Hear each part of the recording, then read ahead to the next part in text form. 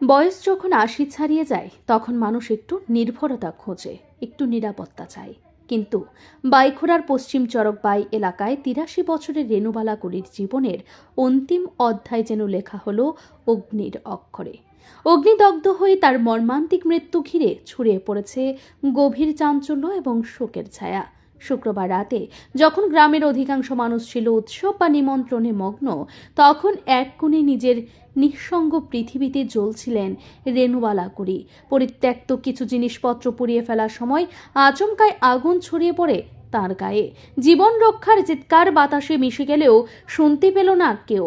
ঘরের ভেতরে ছিলেন কেবল তার অসুস্থ স্বামী মাখন কুড়ি, যিনি নিজেও ছিলেন কার্যত অসহায়। বাড়ির বাকি সদস্যরা ছিলেন নিমন্ত্রণে। ফলে এই ভয়াবহ মুহূর্তে রেণুবালাকে সাহায্য করার মতো কেউ ছিলেন না।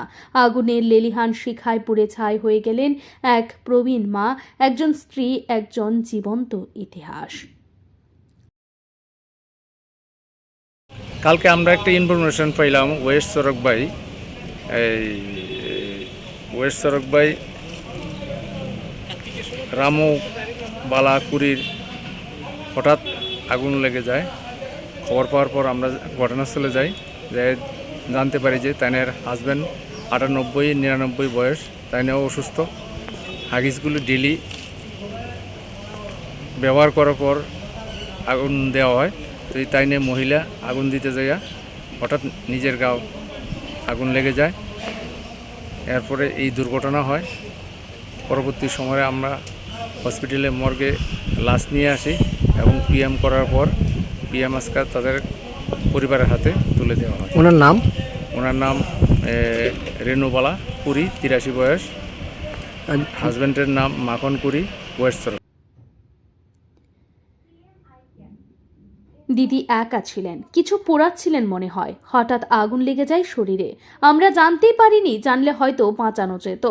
খবর পেয়ে রাতে ঘটনাস্থলে পৌঁছায় বাইখোড়া থানার পুলিশ। দগ্ধ দেহ উদ্ধার করে পাঠানো হয় ময়না তদন্তের জন্য বাইখোড়া প্রাথমিক স্বাস্থ্য কেন্দ্রে।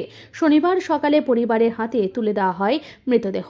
একজন মায়ের এমন মৃত্যু শুধু একটি পরিবারে নয়, গোটা সমাজের বেদনা। তবে প্রশ্ন রয়ে যাচ্ছে, এই মৃত্যু কি নিছকই একটি দুর্ঘটনা, নাকি এর পেছনে লুকিয়ে আছে অন্য কোনো রহস্য? পুলিশ ইতিমধ্যেই তদন্ত শুরু করেছে। স্থানীয়রা জানিয়েছেন, রেণুবালা দেবী ছিলেন অত্যন্ত শান্ত এবং ধর্মপ্রাণ মহিলা। তার এমন করুণ পরিণতি গোটা এলাকাকে নাড়িয়ে দিয়েছে। এই মৃত্যু কি কেবলই আগুনের খেলা, নাকি অজান্তেই চাপা পড়ে গেছে কোনো এক অজানা ষড়যন্ত্র?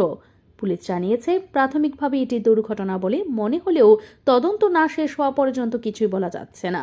তদন্তে উঠে আসবে রেণুবালার জীবনের শেষ অধ্যায়ের প্রকৃত রহস্য। ব্যুরো রিপোর্ট, ঋদ্ধি নেটওয়ার্ক।